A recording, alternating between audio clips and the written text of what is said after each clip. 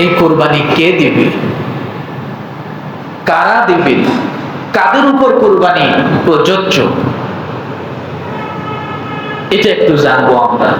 তাহলে এখন অধ্যায়টা কি? কোরবানি কে দিবে। আমার ভাইরা, এক কথায় যে ব্যক্তির কাছে জিলহজ মাসের 10 তারিখ, 11 তারিখ, 12 তারিখে সূর্য অস্ত যাবার আগ পর্যন্ত প্রয়োজনীয় অতিরিক্ত, যার কাছে 52.5 তোলা রূপা, 7.5 ভরি স্বর্ণ এর সমমূল্য পরিমাণ সম্পদ থাকে, তার উপরেই কোরবানি ওয়াজিব হয়ে যায়। এখন অনেকে চিন্তা করলেন, হুজুর তাহলে তো 7.5 ভরি স্বর্ণ তো দূরের কথা, 7.5 রতিও নাই, আছে না?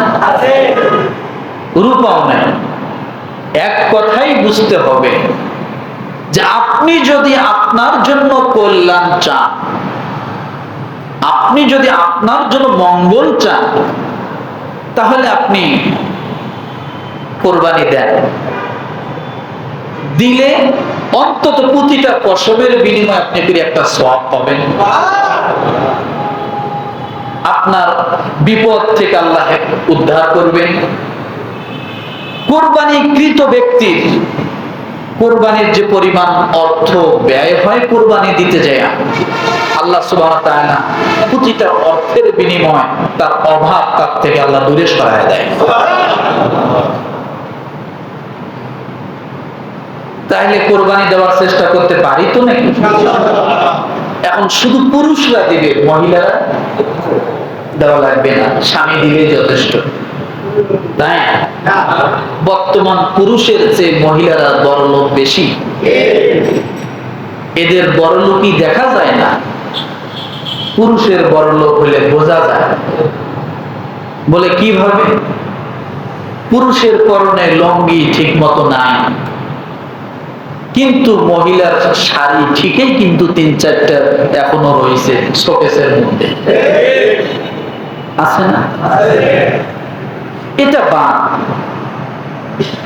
একটা মায়ের যে স্বর্ণ ঘরে চাউল না থাকতে পারে, ডাউল না থাকতে পারে, খাবার ঠিক মতো না থাকতে পারে, কিন্তু আধা ভরি 2-1 ভরি স্বর্ণ তার কাছে আছে, আছে না? আছে। কিন্তু আমাদের সমাজে হয়েছে কি, স্বামী কোরবানি দিবে, বউয়ের কোনো কোরবানি দেওয়ার কোনো ধান্দাই নেই। আমরা কোনোদিন বলিও না। মূলত আমি গত জুমাও বলেছি যে ইবাদত যার যার ব্যক্তিত্ব আলাদা আলাদা। ফজরের নামাজ যেমন আপনার জন্য ফরজ, আপনার স্ত্রীর জন্য আলাদা ফরজ। আপনারটা সহ যৌথ ফরজ না যে তুমি 1 রাকাত পড়ো আমি 1 রাকাত পড়ি, বোঝেন নাই মনে হয় কথাটা? যৌথ,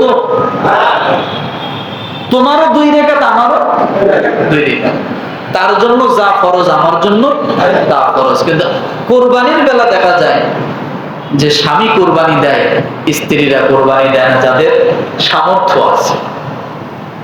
সামর্থ্য নেই সেটা ভিন্ন কথা। কথাটা কি বুঝতে পারছি? এখন কথা হলো 52.5 তোলা ভরি স্বর্ণ রূপা, 7.5 ভরি স্বর্ণ, এরপরে এগুলোও যদি না থাকে, কারো উপর যদি কোরবানি ওয়াজিব না হয়, তাহলে যে কেউ যদি কোরবানি দেয় সেটা নফলের খাতায় চলে যাবে। কিসের খাতায়? আর আল্লাহ রাসূলের হাদিস হলো, কোরবানির দিন কোরবানি করা এর থেকে আল্লাহর কাছে বেশি পছন্দনীয় আমল আর নাই। কোরবানির দিন কোরবানি করা ছাড়া এর থেকে বেশি পছন্দনীয় আমল আল্লাহর কাছে আর নাই ওই দিনের জন্য। তাহলে আপনার যদি একটা খাসি কেনার, একটা ছাগল কেনার, একটা বকরি কেনার মতো সামর্থ্য থাকে, তাহলে আপনি দেন না। অভাব তো থাকবেই, কোটিপতির অভাব আছে, আছে না? কোটিপতির অভাব আছে, অভাব নাই কার? ঋণ নাই কে? ঋণ মুক্ত মানুষ পাওয়া খুব কষ্ট, এর ভিতর দিয়ে দেওয়ার চেষ্টা করেন, অথবা আল্লাহ তাআলা আপনার ঋণ, আপনার আর্থিক সমস্যা এই কোরবানির মাধ্যমেও সমাধান করে দিতে পারে, যেহেতু এই আমলটা ওই দিন আল্লাহর কাছে সবচেয়ে পছন্দনীয় আমল।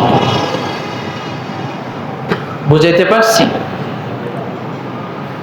এখন কথা হলো, এই নফল কুরবানি আর ওয়াজিব কুরবানির বিষয়টা একটু বলে যাই।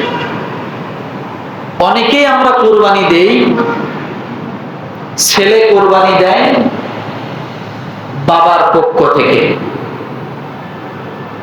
যেটা আমরা সহজ ভাষায় বুঝি, হুজুর আমি আমার আব্বার নামে কুরবানি দেব, মায়ের নামে দেব, বাবা মারা গেছে তার নামে দেব, মা মারা গেছে তার নামে দেব। কিন্তু আপনার উপরে কুরবানিটা ওয়াজিব। আপনার ওয়াজিব আমলটা আপনি আদায় না করে আপনি মরা বাপের নামে, মরা মায়ের নামে আপনি কুরবানি দিচ্ছেন, আপনার ওয়াজিবটা গেল কোথায়? কথাটা বোঝেন? আপনার জিম্মায় যে একটা ওয়াজিব আমল চলে আসছে, আপনি এটা না করে আপনি কুরবানি দিচ্ছেন বাপের জন্য, মায়ের জন্য, আত্মীয় স্বজনের জন্য, স্ত্রীর জন্য দিচ্ছেন, তাহলে আপনার ওয়াজিব আমলটা গেল কোথায়? যার উপর ওয়াজিব হবে তার পক্ষ থেকেই সর্বপ্রথম কুরবানিটা দিতে হবে।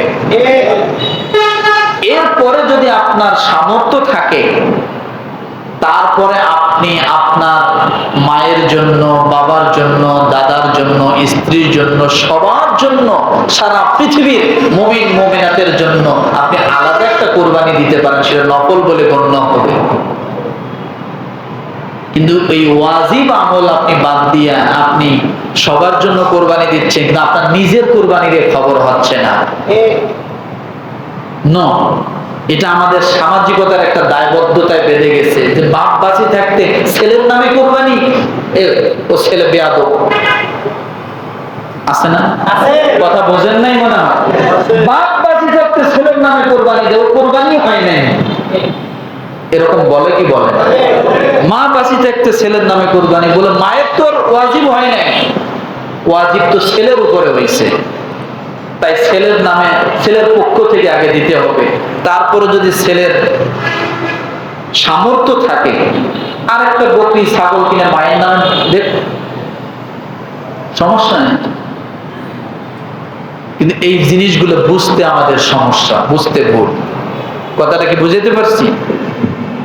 এগুলো আমরা বুঝতে চাই না আমার ভাইরা।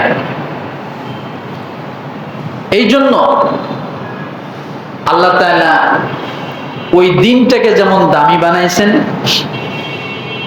ওই দিনের যেমন আমলকে আল্লাহ দামি বানাইছেন, ওই দিন যে জিনিসগুলোকে দিয়ে, যে বস্তুকে দিয়ে, যে প্রাণীকে দিয়ে আপনি আমলগুলো আদায় করবেন, সে প্রাণীগুলোকেও আল্লাহ দামি বানাইছেন। আসতে বলেন, কথাটা বোঝেন নাই? দিনটা দামি কিনা? কথা বলে। কুরবানি আমলটা দামি কিনা? কেমন দামি? আল্লাহ তাআলার কাছে ওই দিন সবচাইতে পছন্দনীয় আমল হলো রক্ত প্রবাহিত করা, কুরবানি করা। তাহলে যে জিনিসটার উপরে, যে পশুর উপরে আপনি কুরবানি করতেছেন, ওই পশুটাও দামি। ওই পশুটাও কি? এটা আমার কথা না। আপনি সূরা মাইদার 2 নম্বর আয়াতটা পড়ে দেখেন। আল্লাহ তাআলা সেখানে বলেন, তোমরা এই সমস্ত পশুগুলোকে তোমরা অসম্মান করিও না। দামি হয়ে গেছে। কেন দামি হয়েছে জানেন? ওর গলায় আল্লাহর নাম উচ্চারিত হবে। ছুরি চালানোর সময় আল্লাহর নাম কি হবে? আল্লাহর নামটা উচ্চারিত হবে। আপনি জায়নামাজে নামাজ পড়েন, আপনি মুসলমান, আপনার কাছে জায়নামাজটা অনেক দামি, ওটাকে আপনি পাপোশ বানাইতে পারেন না। কেন? ওটায় নামাজ পড়েন, সেজদা করেন। একটা কাপড় যদি তার উপরে নামাজ পড়ার কারণে কাপড়টা দামি হয়, তাহলে যে বস্তুটার উপরে আপনি আল্লাহর জিকির, আল্লাহর বরত্ব ঘোষণা করবেন, সে বস্তুটাকেও আল্লাহ তাআলা দামি বানায় দিয়েছেন। আল্লাহ পাক রব্বুল আলামিন সূরা হজের 30 নম্বর আয়াতে আল্লাহ বলেন, যালিকা ওয়া মান ইউআযযিম হুরুমাতিল্লাহি ফাহুয়া খায়রুল লাহু ইনদা রাব্বিহি ওয়া উহিল্লাত লাকুমুল আনআম ইল্লা মা ইউতলা আলাইকুম ফাজতানিবুর রিজসা মিনাল আওসানি ওয়াজতানিবু কাওলাজ জুর। একসঙ্গে আল্লাহ বলেন, এসব কথা স্মরণ রেখো। আর যে ব্যক্তি আল্লাহর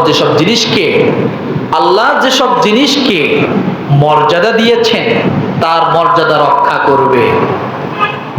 আল্লাহ যে জিনিসগুলোকে মর্যাদা দিয়েছেন, তার মর্যাদা কি করতে বলেছেন? রক্ষা করতে বলছেন। একটা কথা বলি, একটা ছোট্ট একটা গরিব ঘরের সন্তান, একবারে বাবা একেবারে নিতান্ত গরিব মানুষ, ছেলেটার গায়ের চামড়া ফর্সা না, দেখতেও সুন্দর না, কিন্তু যদি ওই সন্তানটার সিনায় আল্লাহর কালাম কোরআনুল কারীম থাকে, তাহলে অবশ্যই আপনি যত বড়ই হন না কেন ওকে সম্মান করতে হবে। এটাই বাস্তব। আপনি যে দলের যে যাই হন, আপনি যে বংশের যাই হন, কারণ আল্লাহ তাআলা তাকে সম্মানিত করেছেন, তার সিনায় আল্লাহ কোরআন ঢুকিয়ে দিয়েছেন।